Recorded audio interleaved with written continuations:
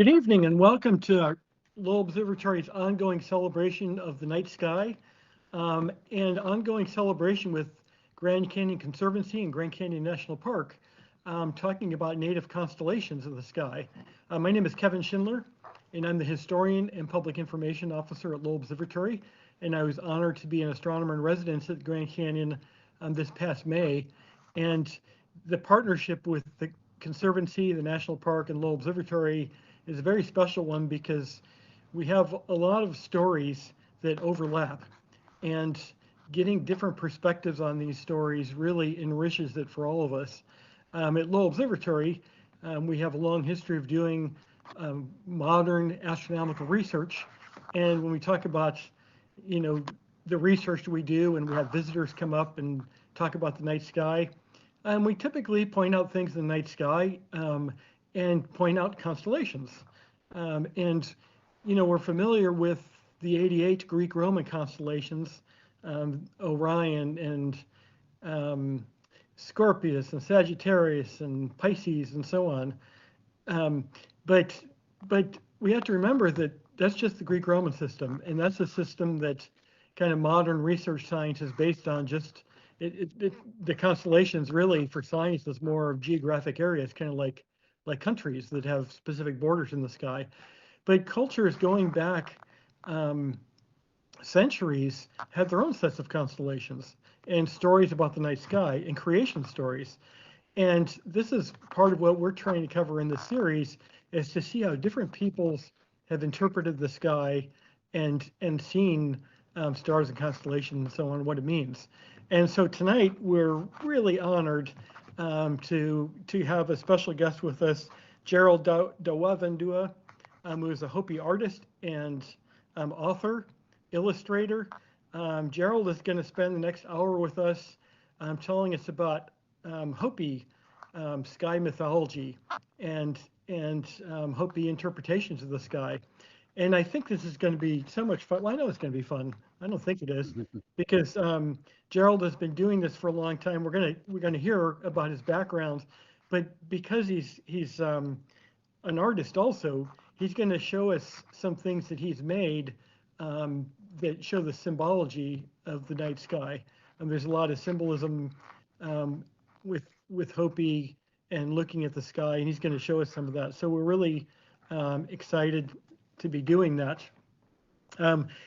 Tonight's program again is a group thing with the Grand Canyon Conservancy, which is kind of the financial arm of Grand Canyon National Park. They support the educational programs at the park, Grand Canyon National Park and Lowell Observatory.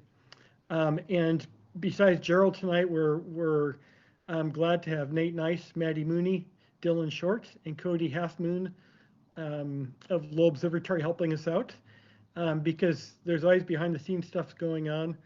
But there's also not just making this program happen, but part of the program, besides talking about the night sky and hearing from Gerald, is that Dylan Short is going to be pulling up some images of the night sky kind of as a backdrop as we go on, starting with what we're looking at right now, the Orion Nebula. So I just welcome everybody to sit back for the next hour or so, enjoy listening to Gerald and the stuff he has to say and inform us about, and look at these images that Dylan's bringing up. And I think with that, let's get started. So Gerald, we really appreciate you joining us tonight. This teamwork with the Conservancy and the National Park to be able to hear different interpretations of the night sky is really special for us. And you've just got such a spectacular background and perfect for this. So let's just start first with introducing yourself and telling us a little bit about your background. Okay, Umhinsiki. My name is Gerald Dawavendewa. I'm from the Hopi village of Munkapi, which is associated with Third Mesa. And I attended the University of Arizona and received a degree in fine arts. And from there, I worked with the Arizona State Museum as an exhibit specialist, as well as interned with the Smithsonian National Museum of American Indian And both of those gave me opportunities to also look at not only um, the museum field as a whole, but also I got a chance to look at what their collections of material as well, and also had an opportunity to meet a lot of Hopi fellow Hopi artists and elders who I could speak to. I guess first of all, I would also I'd like to thank the Grand Canyon Conservation Conservancy and the Lowell Observatory for taking this time to host me. Also, I do not speak for the Hopi people or the Hopi tribe, but the knowledge that I have is through fellow Hopis, family, friends, and many other people who are willing to give me that knowledge and opportunity to take some time and allow me to listen to them. Um, I would also like to mention my grandfather, Holetsi, who allowed me, and it's a lot of my knowledge is based on what he taught me, and I just wanted to uh, recognize him that he had taken that time and effort to like basically let me follow him around and ask a lot of questions when he was here. Um, Can I just ask you a quick question? Is so most of your knowledge is passed down from your grandfather. You obviously have learned more along the way, but is it mostly oral traditions that you're it, sharing, or is it it's kind of a predominantly combination? oral tradition, of course now, or of course now with the advent of having writing available, you're like with the museum field. I was able to go back into the research and see a lot of um, writings from fellow Hopis from the past, from previous generations, and that information they had in regards to various things. But predominantly it is still very oral because it's also you have various different religious societies. Each one holds their own knowledge and information as to maintain their ceremonies and rituals and other aspects that maintain the Hopi calendar year. And so a lot of it is still oral history. Hmm. Well, thanks for that introduction, and I'll point out where we might have a little bit of a technical difficulty still, but we welcome questions throughout this program. We'll also take some time at the end, but if you have any questions, we're trying to get the chat working, but once we do, send those in, and Gerald can answer your questions. So let's just give us a little introduction to Hopi and Hopi astronomy. Well, for me, since I'm associated with the Sun Clan, I grew up having that was one of the sun and its relationship to the cosmos, and so we have what are called sun watchers who keep track of the movement of the sun as it rises and lowers on the horizon. And even though there are various different clans that do hold that position, many of them were members of the Sun Clan as a tradition. And so my last name, Dawavendewa, is also associated with that. It means rainbow or halo around the sun, representing that phenomena in the sky that you see. And so I was always growing up surrounded by that concept that Hopis had an understanding of the cosmos, that they kept track of the movement of the moon and the stars and the sun, and they used those as part of the Hopi culture integrated into that. And of course, Hopi sees themselves as part of a long history um, that includes many of the ruins in the Southwest, like Chaco Canyon and Montezuma's Castle, Tuzigut, Mesa Verde, and all these other sites. And of course, archaeologists have found a wealth of information that in regards that a lot of these sites have been they've created solar observation areas as well as lunar areas, and even the orientation of the buildings are in a direction that relates to that. And so it's been a long history that the Hopis have of watching the sky.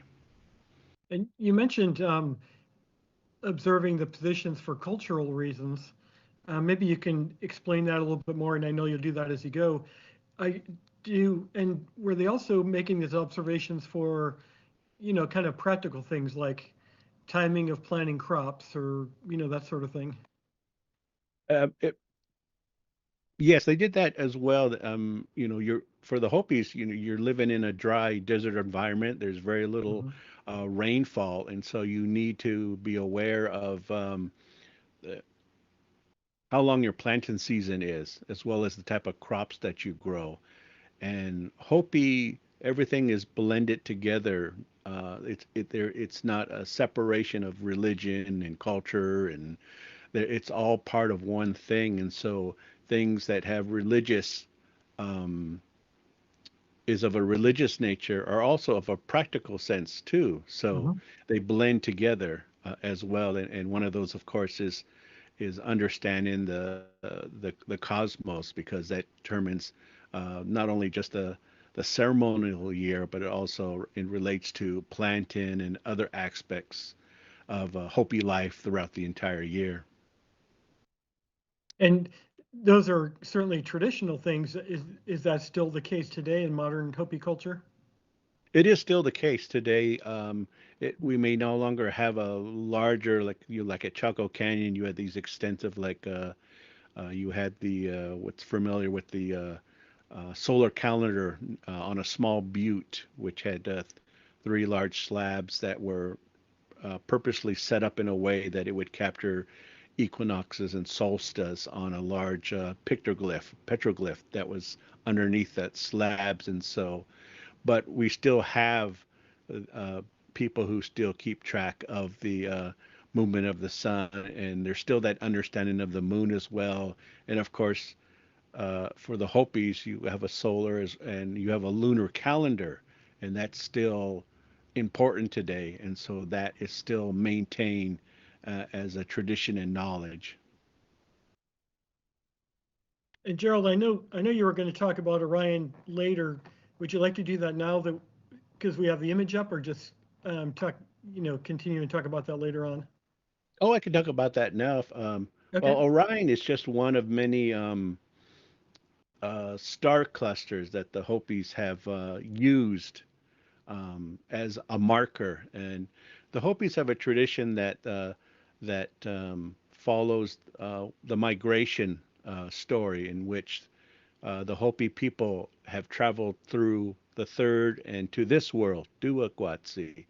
And when they arrived in this world, they began a migration into the four directions, and then they returned back to where many of the Hopi clans are now. And so as they went through these migrations, many of these clans used different star clusters as uh, uh, as a marker to show where they needed to go when when a certain um, constellation or that the Mhm. Hopis had perceived was directly above them. There was tradition that maybe that was time for them to stop, build a village, regather their supplies, and then continue on, or it would be part of that destination that they were going. So there was a long tradition and stories about Hopis always using the stars and the moon and the sun as a way to guide them in various ways throughout history in Hopi culture. So The Orion is Orion, one of those. yeah, so Orion's belt is one of the few that and we're not talking about the three stars that are directly in the middle. I guess that would be Hmm. called Orion's belt. We're actually talking about what's a Betelgeuse, um, Uh-huh. Alchem, which is the center star in Orion's belt, and Rigel. So those three stars form, I guess, a constellation to Hopis. And when I was very young, one of the elders told me that represented three Hopi maidens. And Mhm. so that's what I grew up with, understanding that. Um, and so, those constellations are today used not only are often used for ceremonies and rituals. So often our kivas, which are underground structures, will have an opening in the roof, Mhm. which you climb down by a ladder. And so during some ceremonies, religious societies will use that by looking up through the kiva from below. And when certain constellations, Hopi constellations, are framed by that, then that ceremony will begin, or preparations are done for that ceremony. And so we still use those as markers for various Mhm. ceremonies and rituals. And this is one of those stars you mentioned, Rigel, that Hmm. in the Greek Roman system we know is the shoulder of Orion, the hunter. And that And I would was be mentioning, one of the three Hopi yeah, maidens that I was told about. and I had mentioned before the Greek Roman system of constellations. There's 88, which also happens to be the number of keys on a keyboard. And since I'm from Ohio, I'll point out it's the number of counties in Ohio. But I was wondering, Gerald, in Hopi culture, how many, is there a specific number of constellations? I haven't found a total. It's something that's an ongoing exploration for me, and I keep finding more as I uh, keep looking about. And what I find interesting with Hopi is you have a blend. You have constellations that we form an image out of, and then there are others that are just descriptive. So, like with the Pleiades, we see this, and of course, all of these at the time, we're looking at these with our our eye. We didn't have the telescope at the time, and so, but the Pleiades, you have all these clusters of stars very close together, and so for us, the translation is basically a gathering, a group gathering together.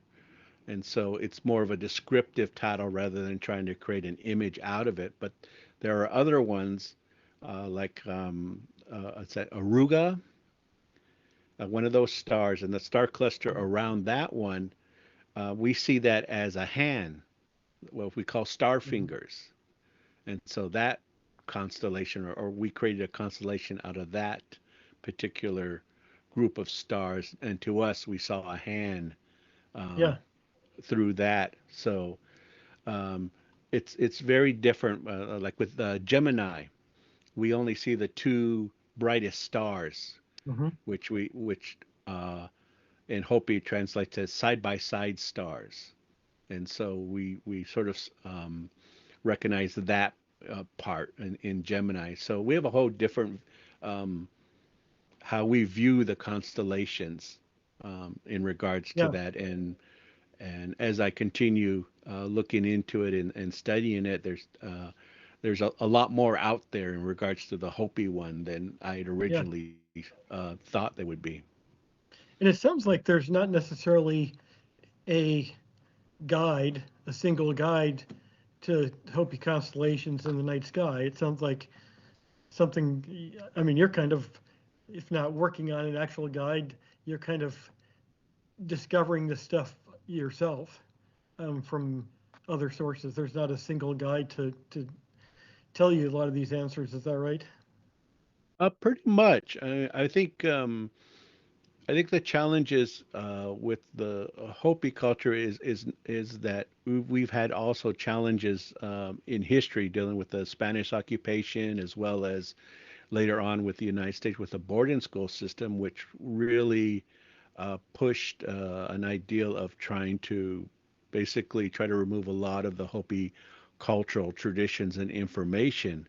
And also, I think that there's also a challenge that um, we have clans, which are kind of extended families, and each of the clans traditionally has various roles and ceremonies and rituals that they brought to Hopi when they ended their migration. And so you have a knowledge base that is spread across all these different groups. And some of this knowledge is specific to certain clans, Hmm. and they will hold that knowledge because that's their responsibility.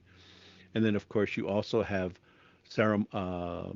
basic religious societies too, and each of them also maintains their knowledge to a certain degree. So um, I've I've had the opportunity to understand some of these, but necessarily, obviously, to me, some of these star constellations they do relate to specific ceremonies and rituals, but those are the things that I'm not necessarily going to talk about. But just knowing that we have that understanding of the stars and that we've chosen to sort of create imagery or understand, recognize certain things, I think Yeah. is important that as a Hopi culture and tradition, we've had a very long history of being astronomers, and I hope Mhm. that that continues on. And when we that's certainly coming out as we talk tonight. There's a lot of evidence, just what you've shared already with us.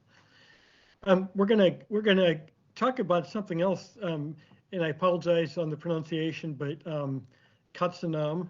You can correct me on that. But before we do that, I just want to tell our listeners that our crack team got the chat going, and so you can now send in questions if you couldn't before. You might just have to refresh the page, and then you'll see the chat option. Send those in, and we can get to questions as kind of as appropriate um, throughout the talk. So we're going to talk about this Kutsanam in just a second. And what we have here up on the screen is the Pleiades. If you look in the sky again, the Greek-Roman system, it's part of Taurus and it's familiar. If you see it, it looks like a tiny little dipper. An easier way to see it is to look at the emblem of the Subaru, because that's the Pleiades. The Pleiades, Subaru is Japanese for the Pleiades, so that's the emblem of the car. But it's a very distinct group of stars in the night sky, and we're just seeing part of the group right here, the Mariop Nebula, that kind of fuzzy, a little bit more fuzzy you can see. So while we're doing that, and you can see the arrow circling it a little bit to the right. So let's Gerald go back and talk about Katsanam, and you can correct me on my pronunciation and tell us a bit about what that is. I assume you're referring to Katsinam? Yes. Okay. I guess the short answer would be that Katsina are spiritual beings that often visit Hopi, and they represent rain, but they also remind the Hopi people how to live the proper way of life. And the Katsinam also embody elements of the Hopi universe. And so you have Katsinas that represent animals like deer and badger and bear.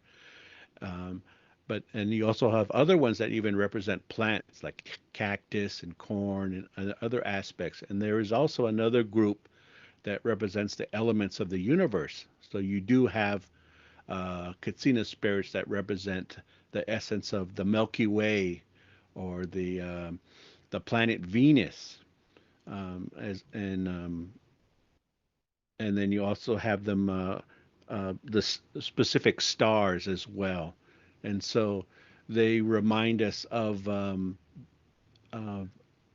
the elements in the cosmos and the power of that. So, like with the image I have behind me, which is a print of an original piece that I did, that it depicts various katsinas. Um, Mhm. and the tallest one at the top, uh, he represents the elements of the universe. And so I have him throwing stars out into the sky, creating those constellations.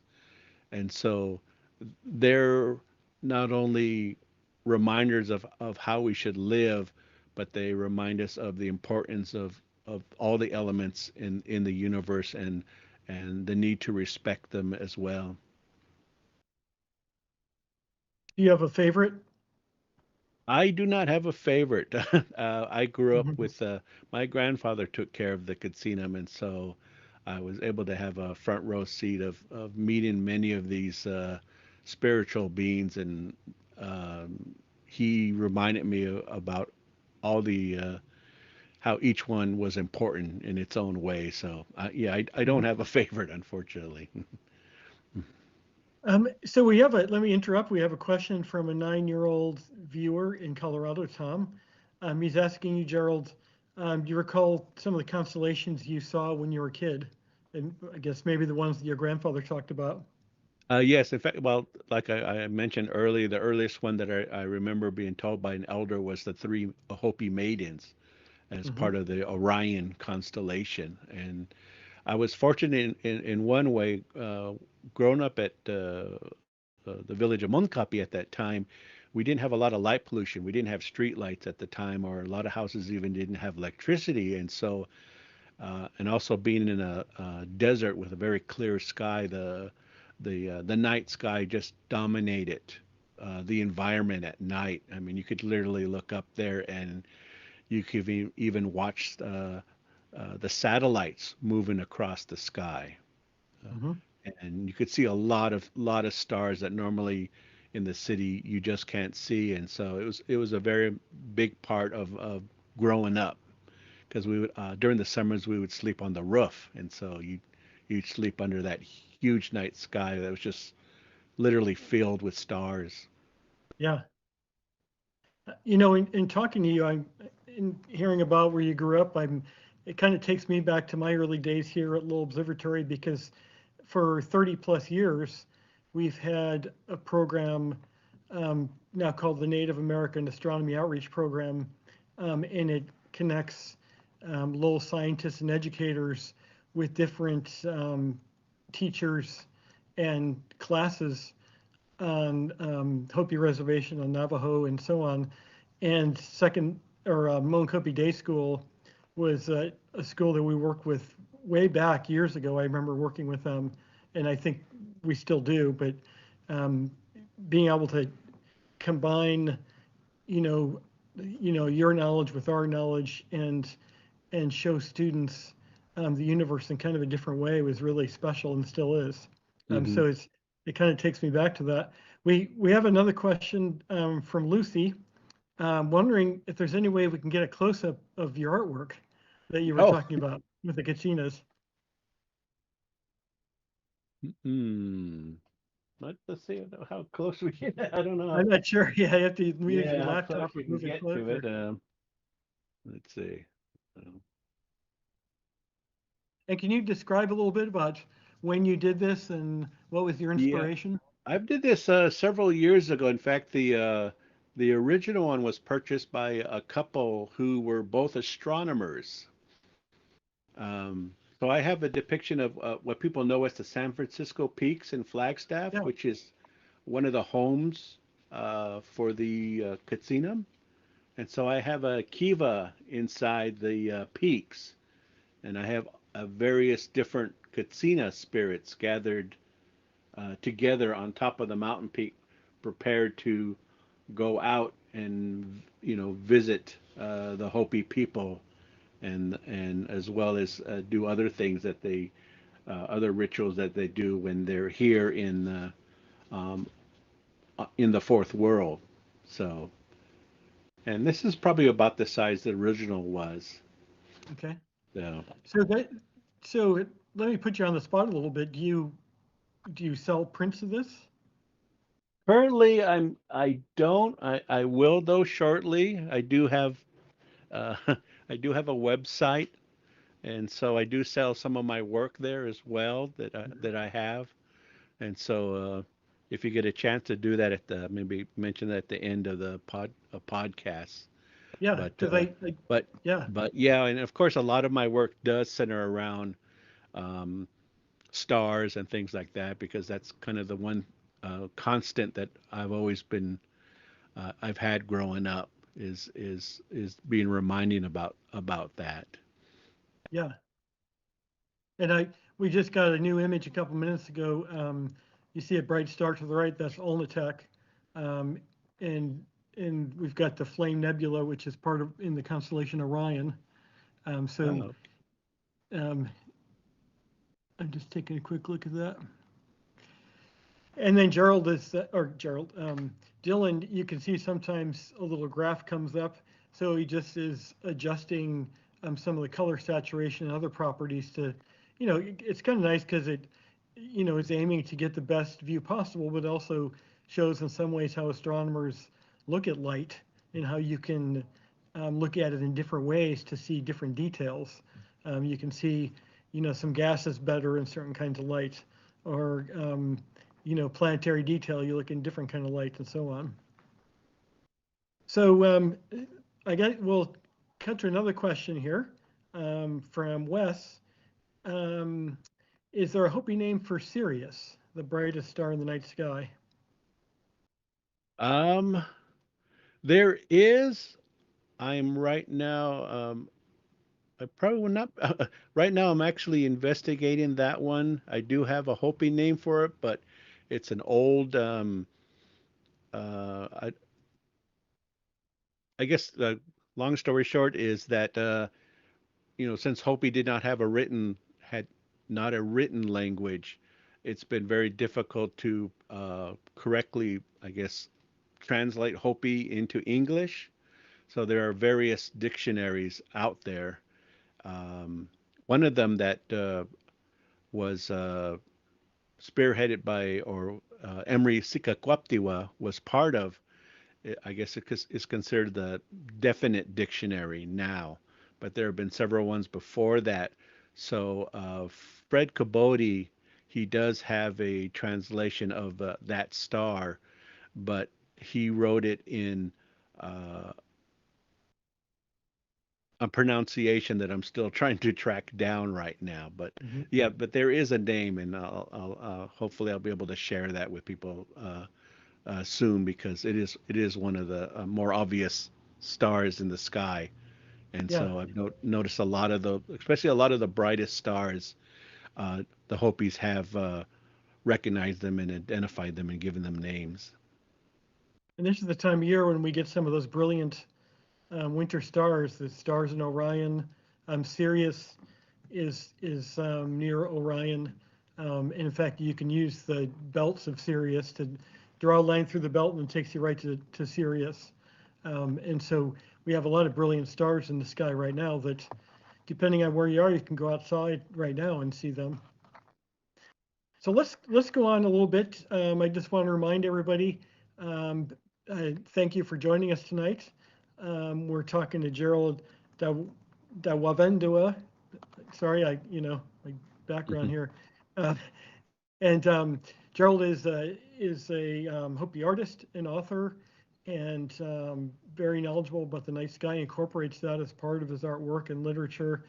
And this is an effort by Lowell Observatory working with Grand Canyon Conservancy and Grand Canyon National Park to look at how we see the sky from different viewpoints, different cultures.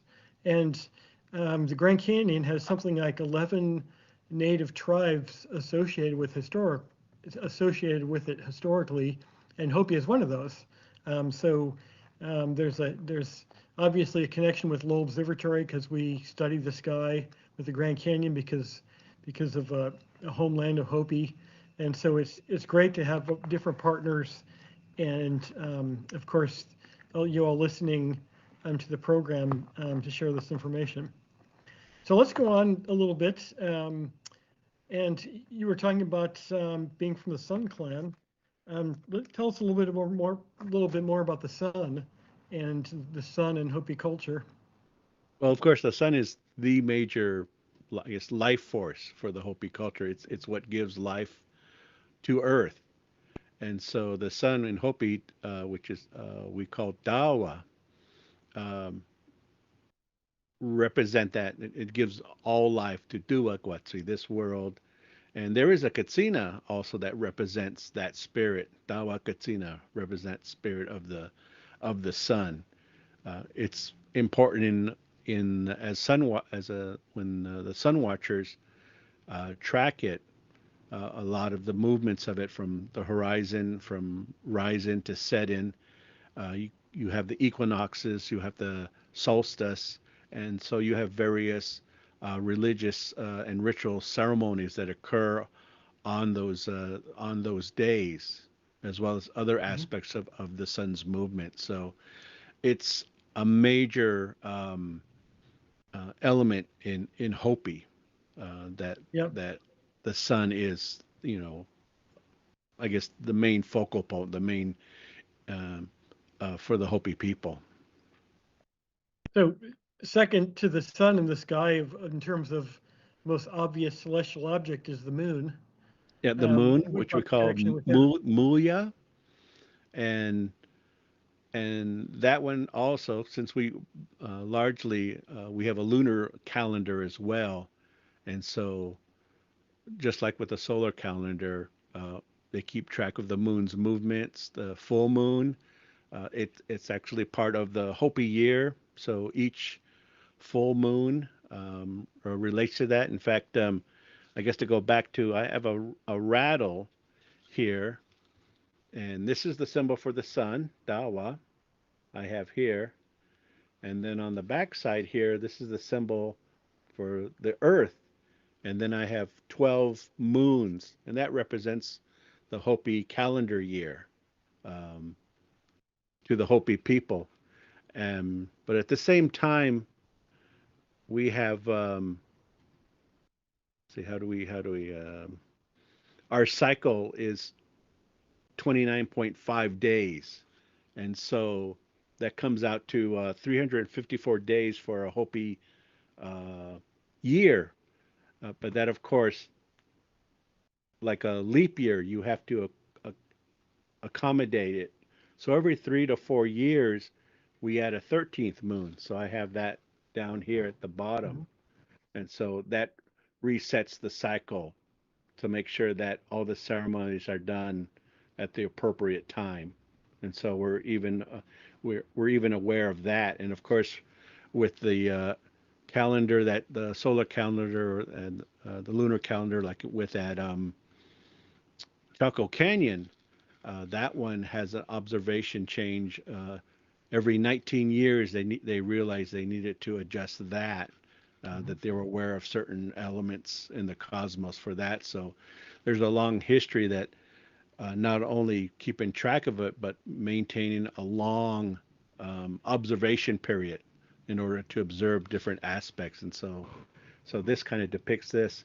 And there is a similar design like this depicted on a Sidyaki polychrome bowl that's over 400 years old that also depicts the Hopi calendar year as well. And so it's a long knowledge that the Hopis have been using.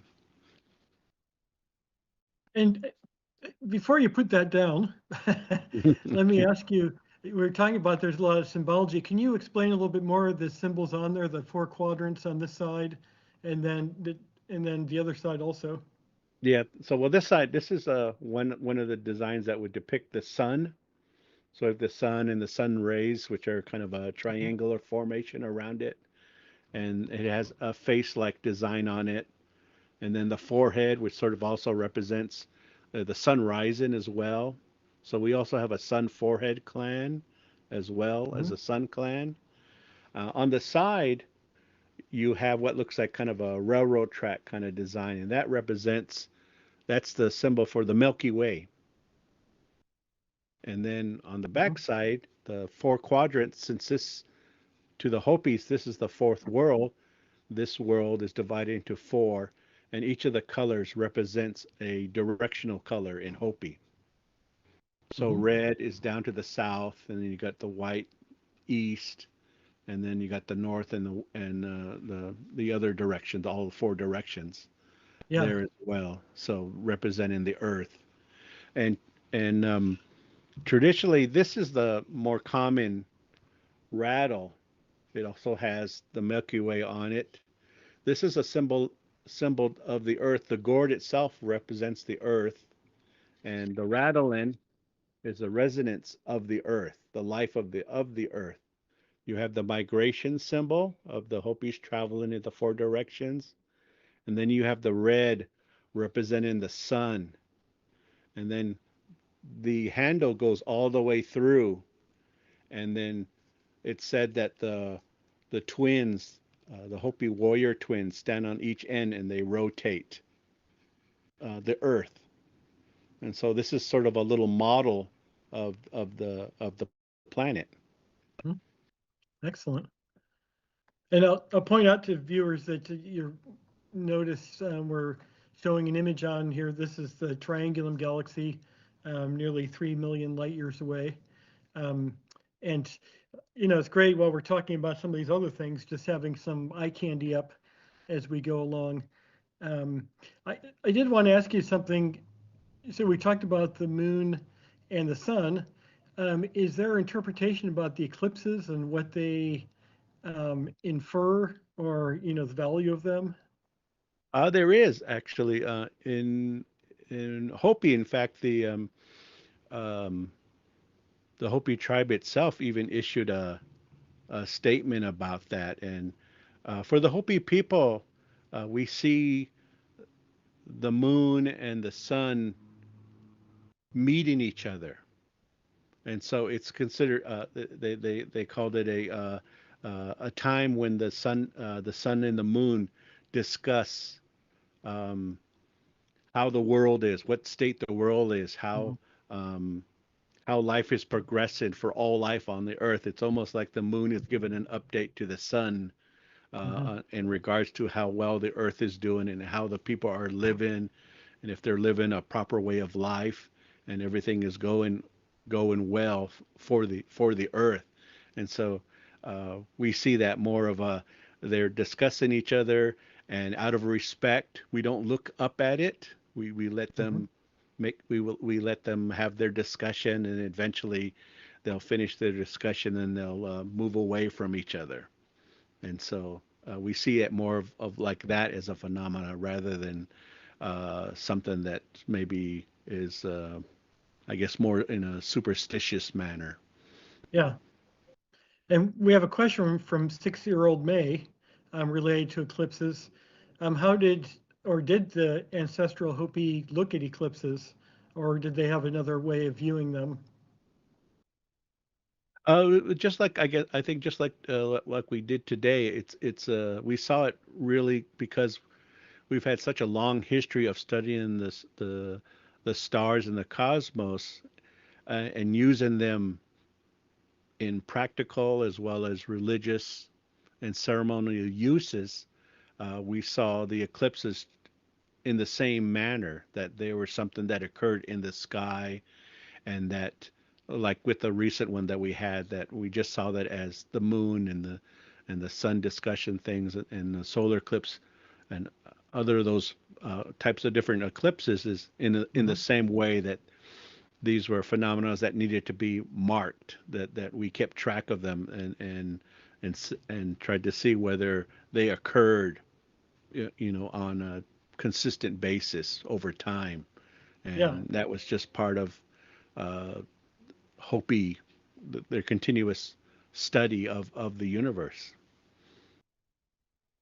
So we've talked about the two most prominent celestial objects in the night sky, the sun and the moon. How about some other things like planets? Uh, I guess one of the big ones for Hopi was is Venus, and as like I said earlier, we actually have a pair of Catsinums, which are called pursuing star or chasing star that represent the planet Venus. So I, I'm sure as many astronomers know it, notice when you watch the orbit of Venus, it has this unusual kind of a looping movement appearance Mhm. from from Earth's position. And so you had what many people call the morning star and the evening star. And so so we have this rattle here depicts the morning star, and on the back side I have the evening star depicted. And so we saw that as basically two personalities. And so there is a pair of Katsinas that look exactly alike, and they represent that aspect of Venus through our interpretation of the morning star and the evening star. Mhm. And as we're talking, Dylan is working on Jupiter. Venus isn't up in the night sky right now, but Hmm. just in talking about planets, he's getting Jupiter up here. In this view, you can just make out some of the belts and zones going across it. Those looks like Oh, wow. darker layers. Hmm. So what? Anything about the other planets? The Venus. other planet, the other planets are distinctive. At least I think we with that with the eye you can perceive five of the planets. Mhm. And what I have noticed is they do have distinctive colors to them. And so I believe that there is an understanding of the other planets that we may have not necessarily perceived them as planets, but we were aware of them, and we were aware that they had a different color in comparison to Mhm. other elements around the sky, and that's something I'm still gathering more information on. Yeah. Well, so we've talked about the sun, the moon, planets. There's some other things in the solar system. Shooting stars, Hmm. the occasional comet. What do Hopi? How do the Hopi interpret those things? I know with Fred Kubodian and a lot of other Hopis, the shooting star when you see one, you have that tail. And for Hopis, that tail looks exactly like the spreading of cornmeal. So in Hopi religion, we often pray with cornmeal, and you toss it out and during your prayers. And so we sort of perceive those shooting stars as coming by and giving a blessing of cornmeal from behind, as tossing it out as a blessing, as a prayer. And so we saw them as good omens in regards to that. We've got a question from Jennifer. You were talking before, excuse me, about the observations of the sun and the moon and their movements, and those being logged. If there was no written language, how were they recorded? They're recorded in various ways. Of course, you've had some of the oldest ways is doing petroglyphs. So often, even today, archaeologists have realized that if you're going to keep track of the moon or the sun, you want to be in an area where you can have a wide view of the horizon and near the village or around the village. And when you do that, you'll often find petroglyphs that basically they're keeping track by marking it in the stone. Uh, there's also the aspect that prehistorically some of the sites like at Owatovi and other ancient Pueblo sites, they would have murals painted on the sides of inside the kivas, the religious structures built underground, and some of these would depict um, constellations and stuff. And even today, there are some kivas that will have those markings on the wall that they use as a guide that when these certain constellations or groups of stars appear directly overhead as they look through the kiva doorway or hatchway, then that is a sign to do something in relationship to the ceremony. And as well as so there's different ways of doing that, of marking it um, on stone. There's situations too where they might make a little rock model of the horizon and use that rock model to mark, to carve lines into it to show Yeah. the passage of the sun in regards Mhm. to that. So there are different ways now, and of course now we have the advent of paper and pencil as well. Yeah. Earlier in the program, we took a quick. We had the Pleiades up for a little bit. We talked about that a little bit, and now we have another open star cluster called M36. These open star clusters have a few hundred stars in them, as opposed to globular star clusters, which have a lot more stars. Um, Tell us about the Pleiades and Hopi culture, and how you interpret those. Well, like I said earlier, Pleed is for the Hopi people because it was a clump of stars. We saw it Hmm. like it was gathering in a group, and so that's what we interpreted it as. It was a gathering, a Hmm. group, and so that that group of stars was useful as a marker for, of course, the ceremonies and ritual, as well as in some of the migration stories. They would use it as a guide as they were traveling to or back to the what is now the where the Hopi live at. Hmm. We've talked about things in our solar system, and then kind of getting outside of our solar system, still within the Milky Way galaxy. In fact, virtually everything you can see with your naked eye on any given night is within our Milky Way, save for one or two things. Um, but when we talk about the Milky Way, most everything we're seeing with our naked eye is within it. But then we also talk about the Milky Way as that stretch of sky. It's kind of looks like kind of a fuzzy blob going across the sky, a stretch of light that only about 80% of the people in the world live in a place where they can't see what is the center of the Milky Way, the most densest concentration of stars. But certainly, Gerald, where you grew up, you could see the Milky Way, and still can Hmm. today. Those are pretty dark skies. What does that mean to you, seeing the Milky Way and how it connects with life? Well, I mean, that was such a prominent sky imagery that, of course, as I was showing you earlier, you see it a lot on some of the rattles here. So we have this design that sometimes wraps around the edge of the on the ends of the rattle, and that's our symbol of the Milky Way. And so we have Hmm. that there, and there are actually also two Katsina spirits who also represent a male and a female that represents the spirit of the Milky Way and we see that as something that's traveling across the sky. Yeah. Well, gosh, I told you the time was going to go really fast, and we've got just about 7 or 8 minutes left. So um, I'll just leave it up to you if you have a couple more things you'd like to chat about. I mean, and we'll take more questions. 7 or 8 minutes left. So if you have anything else for Gerald, make sure to send those in now. Gerald, anything else you'd like to touch base on?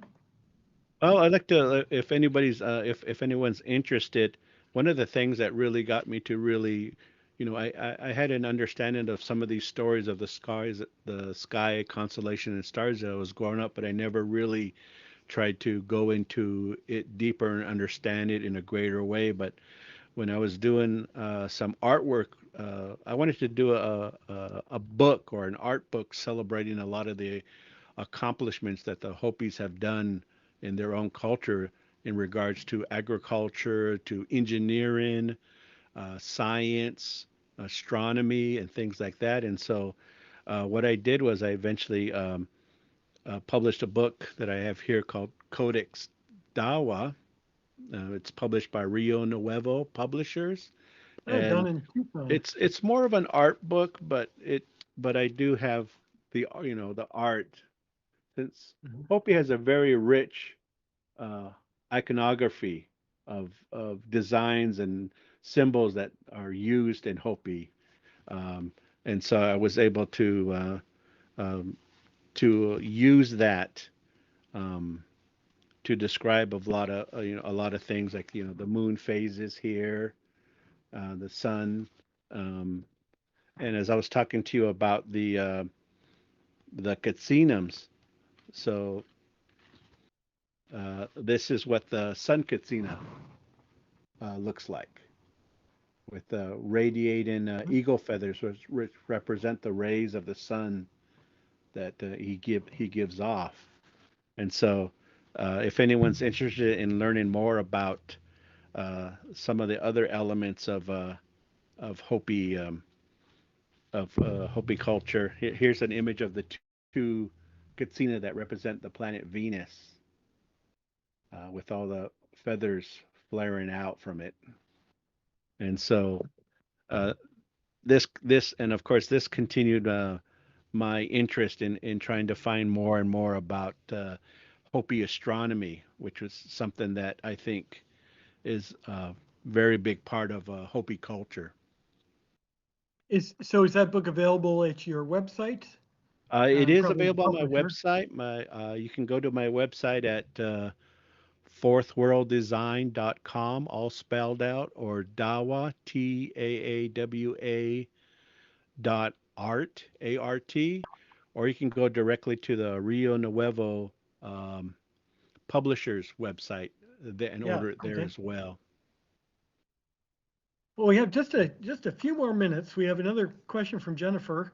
Um, is there a constellation story you can tell that may have been shared as part of a celebration among Hopi? Um, I, I guess not. I mean, there's a you have the understanding of the constellation sort of like with um, so like the stars Spica, Arcturus, Corelli. I hope I'm pronouncing that correctly, and Corcoran. Denobola. For Mm-hmm. the Hopi, those stars are kind of shaped in a diamond shape, and that reminds us of the old slingshots that we used to use in hunting. And so our translation of those four stars in a diamond formation are sort of like the pocket that you would put the stone in. So we call that a slingshot star cluster. And so Mm-hmm. I can talk about the stars themselves. Uh, Many of these stars, though, these constellations, they're related to specific aspects of ceremonies and rituals that are not necessarily public and also are the authority of the specific religious society. So, and I feel that out of respect, I won't talk about those aspects of the ritual ceremonies that they're tied to specifically, but the just the knowledge that we have in regards to all of these various stars, I think is really interesting, and I think it's a real accomplishment. I think for the Hopi culture that they have this such a great understanding of the cosmos. That's excellent, and we really appreciate you joining your knowledge tonight. Uh, I've got to ask, you've got that book out. Have you done other books? Is that your only book to date? My first book was with the Smithsonian Institute. It's a children's book called The Butterfly Mhm. Dance. So in that book, I have a animal character. So it follows the story of a little rabbit girl as she takes part in the first her first butterfly dance, which is Mhm. a social dance held near fall after harvest. And in Hopi culture, we still perform that ceremony every year. And the young unmarried women are the main part of that dance, and they represent the butterfly. So often their hands will be painted yellow and their feet, and that represents the pollen they collect. And they Mhm. themselves represent that ability to give life. And that's a real important aspect in Hopi when you're living in a very dry environment. You always want the blessings of life, of giving life, and that extends to not only the women, but also through plant life and animals and everything else. And we celebrate that through that social dance. And so that was the first book I did, which the Smithsonian Institute American Indian Museum Mhm. carries. And I think you can also find both books on Amazon as well. Okay, so that was your first and second book. What about your next book? Right now, my my third book is I'm working on right now is related to. I used to work with various galleries, Native American galleries, and I would often get always the same questions every time. What does this mean? Why is this depicting this? And then not just with Hopi, but with other tribes like the Zuni, who are well known for the fetishes, these small carved animals, and they always would want to know what they meant and what they represented. And of course, in Hopi, you had katsinas and pottery, you had different baskets, and there's jewelry like squash blossoms, which are well known among the Navajo. What do those represent? So currently, I'm working on a book that sort of tries to answer some of these general questions about different types of native artwork and what they represent. Well, we certainly look forward to that and really appreciate you coming on tonight. This has been really an enriching conversation and illuminating, and a reminder that the cosmos, there's so many ways to look at them and interpret them, and they're part of so many different cultures and histories, that we really appreciate you, Gerald, coming on and sharing that. I told you it was going to go fast. Hmm. Well, Gerald, thank you for inviting me. oh, we're glad to have you here, Gerald Dawavendewa. Um, we look forward to having you on again.